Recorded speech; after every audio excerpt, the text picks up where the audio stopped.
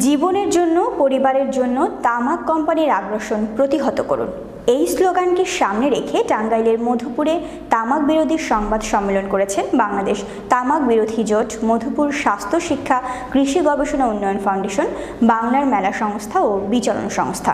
দেশব্যাপী তামাক নিয়ন্ত্রণ আইন লঙ্ঘন ও তামাক কোম্পানির বেপরোয়া অপচেষ্টার বিরুদ্ধে সংবাদ সম্মেলন করেন তারা।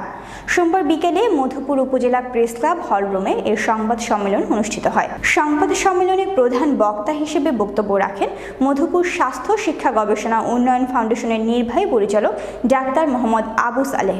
এ সময় উপস্থিত ছিলেন বিচরণ সংস্থার নির্বাহী পরিচালক গোলাম মোস্তফা, বাংলার মেলার নির্বাহী পরিচালক রফিকুল ইসলাম, প্রেস ক্লাবের সভাপতি আব্দুল হামিদ, সাধারণ সম্পাদক বাবুল রানা সহ অন্যান্য সাংবাদিকগণ।